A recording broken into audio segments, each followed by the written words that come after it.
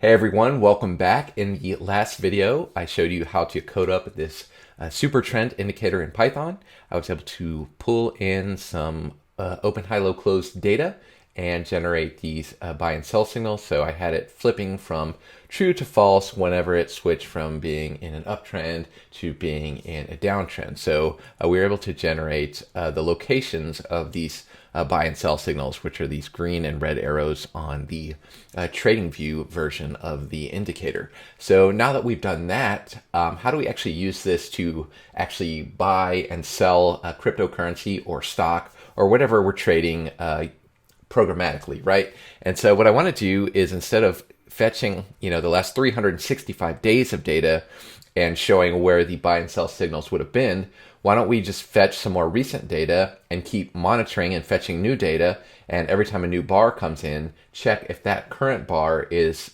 one that generates a buy or sell signal, and if we detect that, then let's actually execute a buy or sell using our broker.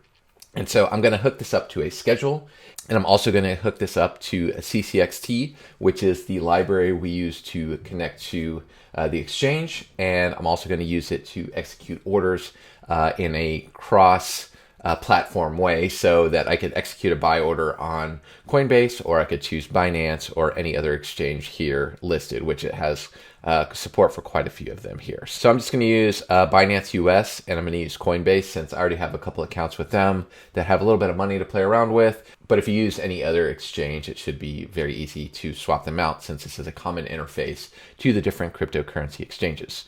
For scheduling, I'm going to use a package called Python schedule. So you can just do pip install schedule and you'll have it. And what this does is allows us to execute a function on a schedule. So let's say I have a function called job, right, that prints I'm working. I can schedule that to run every 10 seconds, every 10 minutes, every hour, or whatever cron-like period we want to run it on. And so I just put this while true, and I just say run pending, and I put a sleep. And what I'll do is keep running this job according to the schedule. So yeah, let's go ahead and get started with coding this. So the first thing I will do is install this schedule package. So this is where we left off. We have a Python program that calculates true range, average true range, and Supertrend, and we return the data frame that has these final upper and lower bands calculated, and whether or not it's in an uptrend or not. So let's calculate this on a schedule. So when I was coding this up in the last video, we used the daily time frame, so you can see all of April's data here, but we're not using a timestamp, right? We're just using the end of day prices. Now this video is not going to be very easy to demonstrate if I have to wait 100 days for a buy or sell signal to execute. So I need to shorten the time frame here just to be able to demonstrate this. So what I'm going to do is take this chart, and you see I'm on the daily time frame here. I'm going to bump it down. So let's say we went down to the hourly time frame. You can see this trend here on the hourly time frame, and that actually still takes multiple days a lot of times. So you can see this uptrend started on April 25th, and it's May 1st already, and so that's not going to work very well for a demo video. So I'm just going to reduce it all the way down to the 1 minute time frame, even though I kind of expect this isn't going to make any money on the 1 minute time frame, because you can see on this very short time frame it's just very choppy there. And so I'm going to show you the logic of how to execute all of this on a schedule, and then you can experiment with different parameters after this. And so let's just use the 1 minute time frame just so we can make trades execute live on a video. So this is the 1 minute time frame for Ethereum here.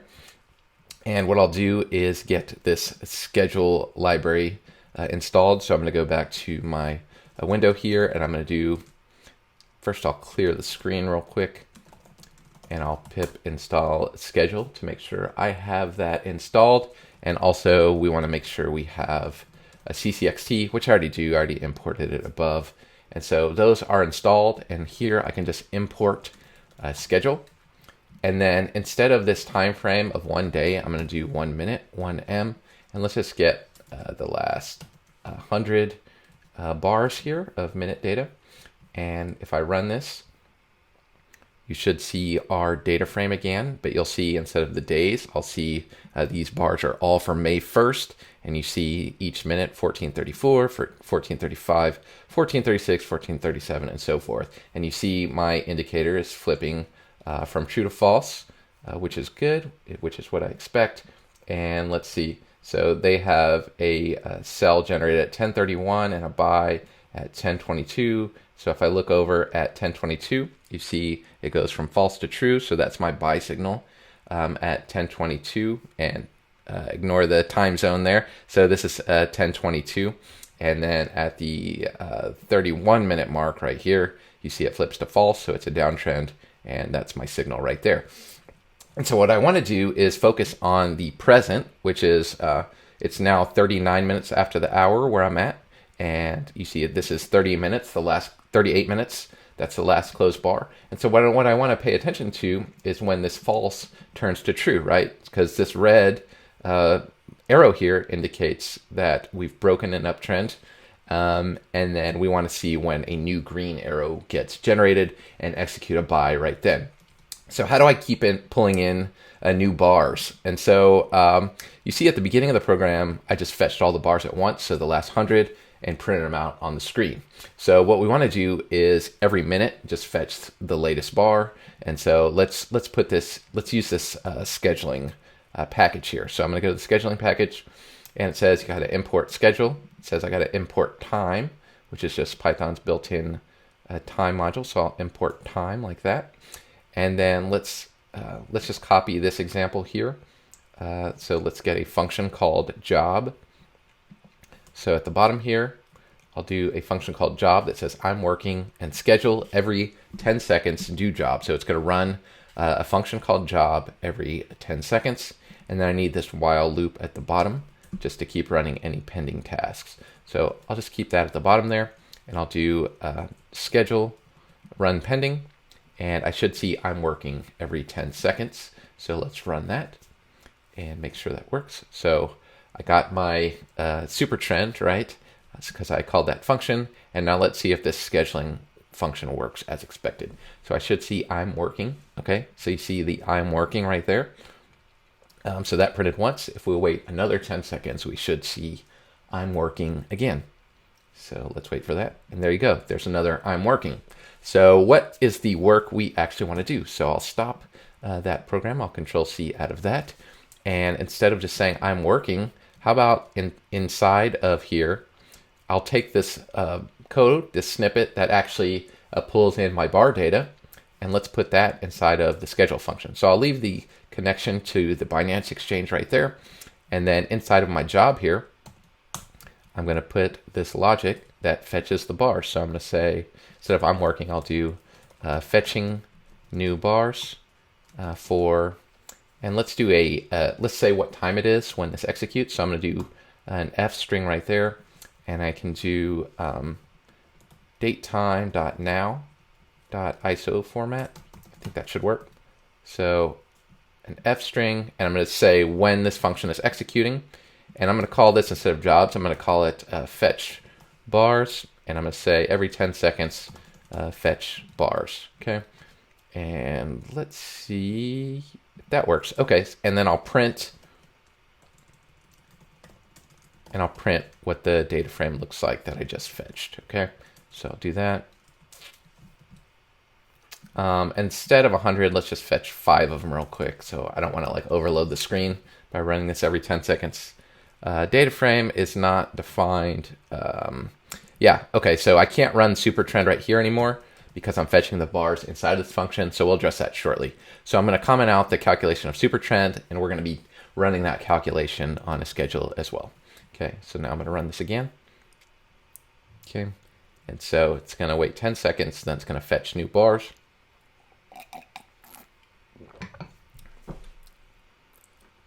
All right, and I got an error. Dat time is not defined, and it's because I spelled it wrong. And let me do every 2 seconds real quick. So I'll just run this every 2 seconds so we don't have to wait very long. Okay, cool. It said fetching new bars for May 1st, 7:43 and 49 seconds. 51 seconds, 54 seconds, 56 seconds, 58 seconds. So you can see this is running every couple of seconds to check for new bars. And then you see this last bar, it's the 42-minute mark. Eventually you'll see a new one. Yep. So you see there's that last one says 43 minutes, right? And so we're fetching new bars just like that. And then you can see this is still in the downtrend. And you see there's the 43-minute bar right here. And then you see the 44th minute is still forming right now. And so I'm only showing the bars that are closed. And so it's still on 43 minutes. And then after a while, you'll see this flip over to the 44th minute. And then when a new bar closes, what we're going to do is run our super trend, see if this last bar changed from true to false. So if the previous last bar was trending down, so if it was false, in uptrend is false, and then it flipped over to true, then we know it changed over to an uptrend. And at that point, we can call CCXT to execute an order. So you can see it's pulling, and there you go. I just got another bar, right? So we've successfully fetched some data on a schedule. And so now what we're going to do is with that data, we're going to move this super trend calculation inside of fetch bars here. And so when we retrieve this data frame and store it in DF, we can run this super trend calculation. So, and I'll just store that in a variable called Supertrend data. And then what we want to do with that Supertrend data, let's just print it out first of all. So print Supertrend data, and then let's fetch more bars. So I'm going to fetch 100 bars, and then I'm going to comment out that print, and we'll just print out the populated Supertrend data. So now we have the whole data frame. So there's the 45th minute. And you see our falses are getting printed here. So we went from in uptrend true to in uptrend false. And then this last, 15 bars or so are false. All right, so that's working as expected. We're calculating Supertrend repeatedly. And you'll notice what here in my Supertrend function, I was printing the data frame. So that's what's actually printing the data frame here. What I want to do here is actually return the data frame. That way, this Supertrend data has the results. So this has the data frame with Supertrend populated, okay? And so once I have my Supertrend data actually in this data frame, what I can do is pass this data frame around and say, I'll write a new function called check for buy and sell signals. So what I'll do is make another function called def check buy sell signals, or execute buy sells, whatever you want to call it. And this will accept a data frame, and this will be my Supertrend data frame. And then let's just type in here, checking for buys and sells, okay? And then what I'm gonna do here is pass that over. So in my fetch bars, and let's not call this fetch bars then, since it does more than fetch bars. I'm gonna just say it's called run bot. And so each time, so every 2 seconds, I'm gonna run my bot, and we can change that time. Let's say it's 5 seconds for now. We'll probably change that to 1 minute later. So every 5 seconds, I'm going to run my bot, and my bot's going to fetch new bars. It's going to calculate my indicator, Supertrend, and then it's going to check for buy and sell signals and execute an order. So I'll do a check buy signals for Supertrend data. I'm going to pass it up here, and let's just say we're checking for buy and sell signals. And I'll just run it every 2 seconds still. Okay, so I run that, fetching new bars, and it says checking for buys and sells. And I have these warnings here because I'm modifying a pandas data frame in place. And so let me suppress that warning. So the way to do that, I'm going to do import warnings. And I'm going to say warnings.filter warnings, ignore there, just to ignore that.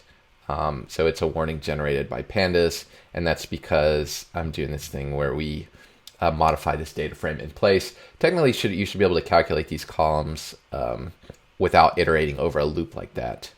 But since I'm storing the upper and lower bands in the same column and adjusting it in a loop, that's why it's throwing that warning. It doesn't like that. Okay, so fetching new bars. So you see I'm fetching new bars, and I'm checking for buys and sells. So that's just an empty function right now. It's not really checking for any buys and sells. And so what I want to do inside of check buy and sell signals, let's actually check if we should buy or sell. And the way I'll do that is by looking at the last row and comparing it to the previous row and seeing if it changed from in uptrend false to in uptrend true. Okay, and so let's see how to do that. So I'm going to do, since I have a copy of my Supertrend data frame in here, I can just do if not df in uptrend. So if uptrend was false, and let me print the data frame in here and just the tail of it. I'm going to print the last two bars of it just so you see what it looks like. And let's say if not in uptrend. Actually, let me just print out the last two bars of the data frame just to look at what it looks like. Okay, so I'm fetching it, fetching new bars, and we have these last two bars for the 48th and 49th minute, and we're checking on this if uptrend, if it changes from false to true. And so what I'm going to do here is say if not data frame in uptrend current row, or I want to get the last row, and so to get the last row's index, I can do last row index equals the length of the data frame. So I'll get the length of the data frame -1, and that will get me the last row's index. And then I can get the previous row's index by getting the length of, or just the last row index -2. And if I print last row index and print previous row index, let me run that. Okay, so we're going to get the data frame, and then we're getting the last couple of rows. So 98, 96. Oh, I can just do the last row index -1 again. So that'll get me the proper value. So I run that, and the last row is row 98, and the previous row is 97. So I'm going to check on the last row. So what I'll do here is I'll stop this, and I'll say if not in uptrend. And so what I'll do here is say if the previous row's index is not in an uptrend, so df uptrend, previous row index. If not, df uptrend, previous row index, and df in uptrend, last row index, or you could call that the current row index, right?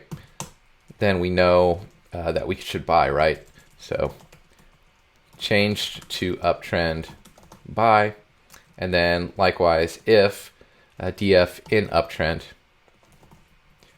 previous row index, and df in uptrend, oh, and not in uptrend now for the last row index. So we switched from in an uptrend to not in an uptrend, and then I can say change to downtrend, and then I'll do sell.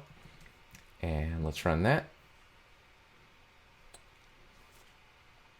All right, so we're still in the downtrend here, and so we're going to keep checking until it has a false here and then a true there, and then we can execute a buy. So I'm just going to let that keep running and see if we can get that to trigger. But while we're waiting, let's go ahead and start writing the code to actually execute the buy and sell orders. So if you'll remember, CCXT, this library, has a way to create orders. And so let's see if I can find one. Yeah, so you can create a market buy order or a limit buy order and so forth like that. And so let's go ahead and see if we can write the code to create those orders. And so what I'm going to need here is my API key. And so let me see if I can remember how to do that. So if I search for API key, you see what, now that we're actually accessing our account, we're going to need to pass in an API key and an API secret in a dictionary like this. And so at the beginning here, let's see if I can connect. So I'm going to, instead of just CCXT Binance like this, I'm going to pass it this dictionary that has my API key and secret key. And I still have this config file from whenever we did the CCXT demos. So what I'll do here is import my config that I had defined previously. So I'm going to import config up here. And this one actually has my Binance API key and secret key. And so I'm just going to type config.binance API key and config.binance secret key, put a comma there. And I'm on Binance US, so I think I need to use Binance US right there. And let's see, I'm going to stop this real quick and then run this program again. And let's see if I can, get my balances, for instance. So I'll do fetch balance. Yeah, fetch balance. So I'll do print exchange dot fetch balance like that. And let's see if that works to see if I was able to connect successfully. Okay, it says API key is not defined. And I think I copied the JavaScript example because this needs quotes. Okay. API key, API secret. Let's make sure I'm using the Python version. Yeah, API key and API secret in quotes. Run that.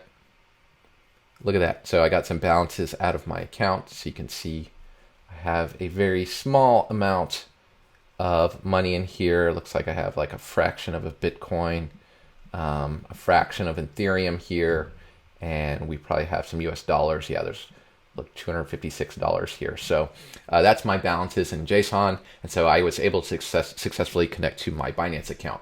So that's all good. I'm going to comment out this balance now. And now I know I have a connection to Binance, and I should be able to create a buy and sell order. And so buy order.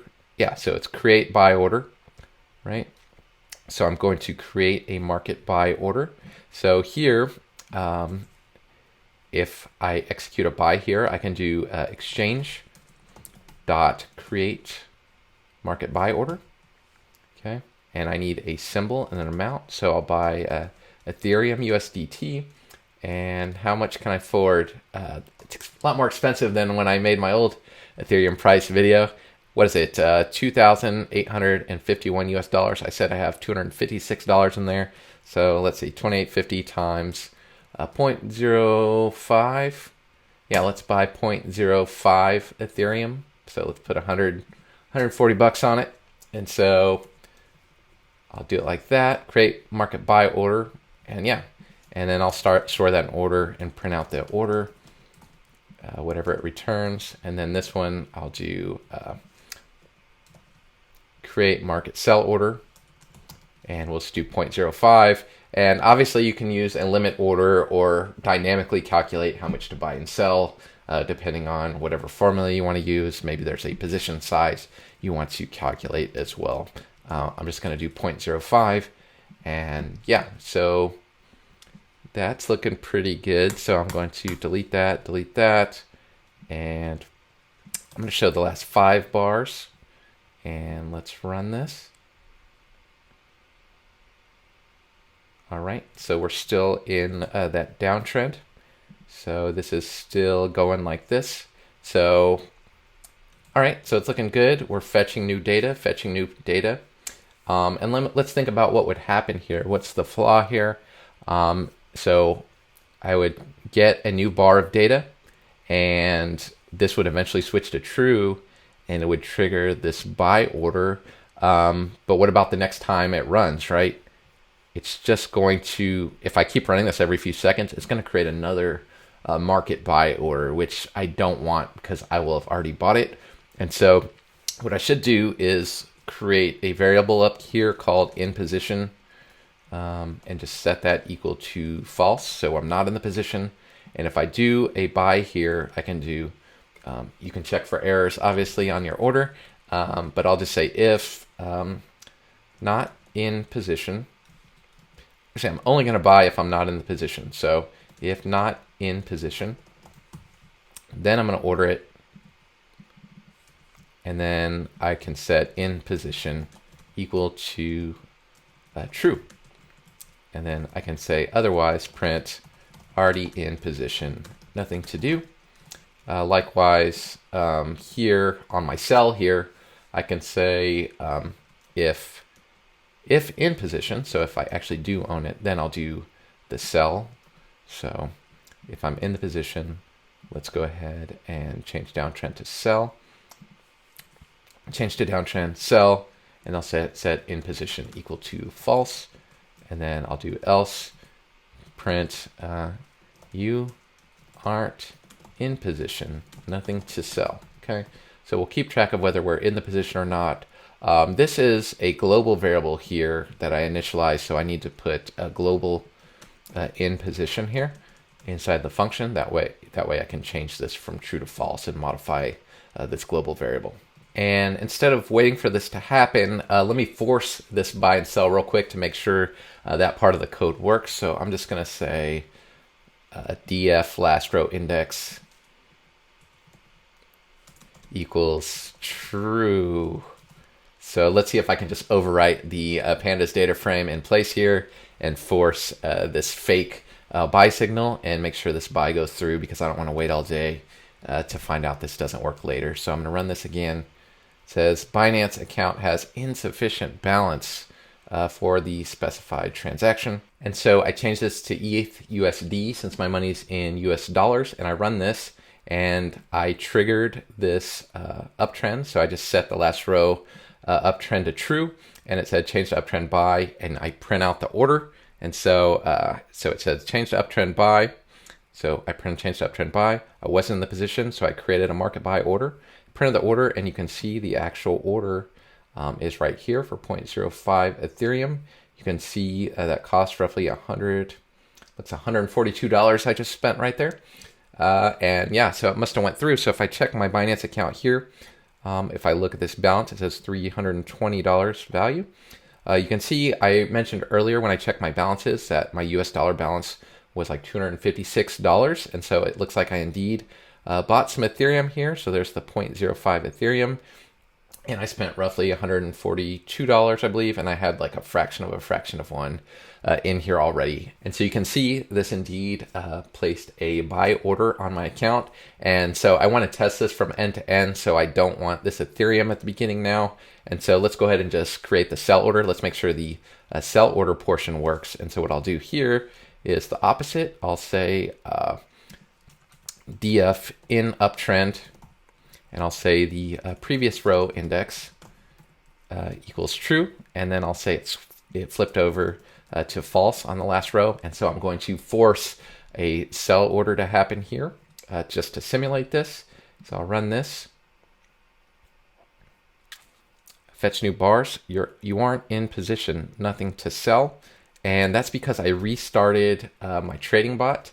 So what I want to do is say in position is true.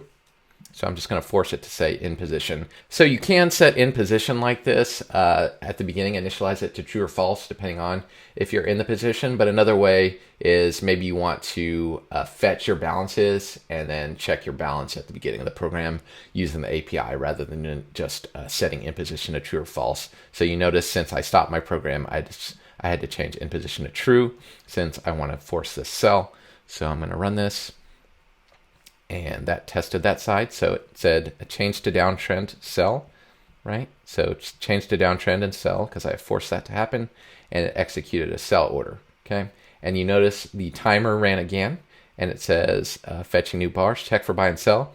And then since in position changed over to false here, it says you aren't in the position, so there's nothing to sell. So yeah, I wasn't in the position anymore, so it's not going to repeatedly sell over and over again. So that worked for us. Okay, so now let's just check the Binance account real quick. You can see. So now I'm going to refresh my Binance account, and you see that it says US dollar, so I'm back to $256, and my amount of Ethereum has dropped to a really low level, only 0.0001. Ethereum right there, 31 cents worth US dollars of Ethereum I have now. And now you can see our program is working pretty well. And so now all we have to do is, instead of hard coding this true and false here, I'm going to use the real true and false that is calculated from the real values. Okay. And I'm just going to let this thing go. And so instead of running every 2 seconds, I'm going to make it run every one minute. And let me double check, is it 1 minute? Yeah, every 1 minute. Okay, so I'm going to do every 1 minute, do run bot, and I'm gonna let this thing run. And so you see we're still in a downtrend on the TradingView version of this. And so what I'm gonna do now is just let this bot run for a while until it calculates the first green arrow here. And I'm gonna have it trigger a buy. and let it sell for me. So I'm going to just walk away for a while, and this could take hours. Who knows how long it'll take? Maybe it'll only be 5 minutes. So I'm gonna let this run for a while and stop the camera for a bit, and then I'll come back after this buy and sell triggers. So see you in a minute.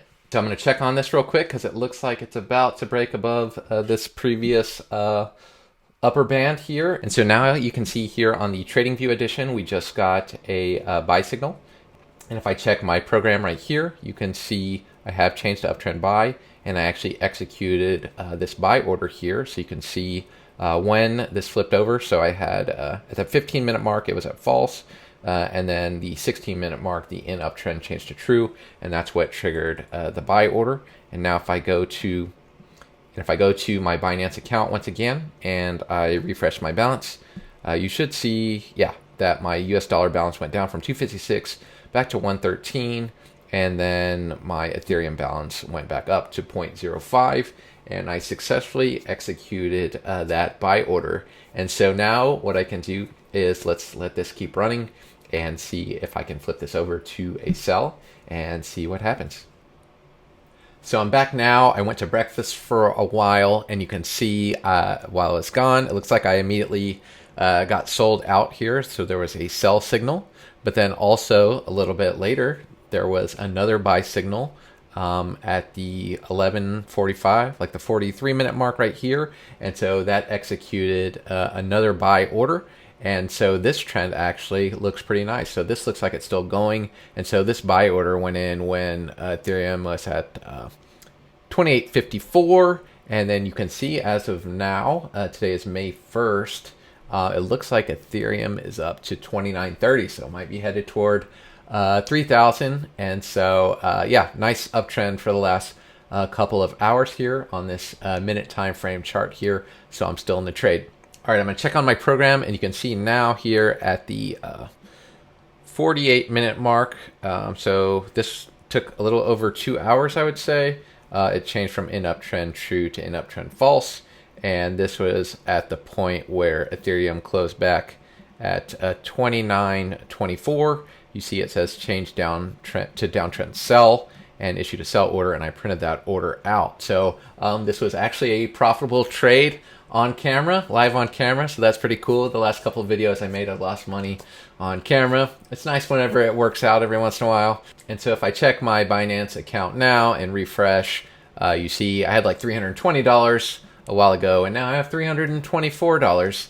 And so unfortunately I only brought a little bitty micro amount of 0.05 Ethereum, so it's just a few bucks, and with commission and so forth, that's not a huge gain, but still I have $4 more than I did when I left earlier. So yeah, that was pretty cool. We took this super trend that someone in the comments suggested. I never really knew much about it, translated it into Python, connected it to my Binance account using CCXT, which is the cryptocurrency exchange library that we talked about in the previous video. Coded it up, connected it to some live data using this scheduling package, calculated Supertrend, and created some buy and sell signals, and actually bought and sold on the Binance account and made like $4, which isn't an incredible amount of money, but yeah, kind of cool. That's what this channel is about, just figuring out how to do cool stuff like this with your brokerage account. So pretty cool lesson. I hope you enjoyed it. Feel free to play around with this. It's nice to actually have one of these videos where I make money. Usually there's a lot of them where I just lose money, but it's fine. It's all a part of the learning process. So feel free to play around with this. Maybe you like it. Maybe you think this isn't going to make any money. Maybe you want to combine it with some other indicators or strategies and look at what else is available in this library. And maybe you can, someone in the comments mentioned this version is better, I think. And so maybe you could try that version. They all are fairly similar. And so, yeah, thanks a lot for watching. I'll post the source code on GitHub so that you can play around with it. So hope you liked it. Stay tuned for the next one.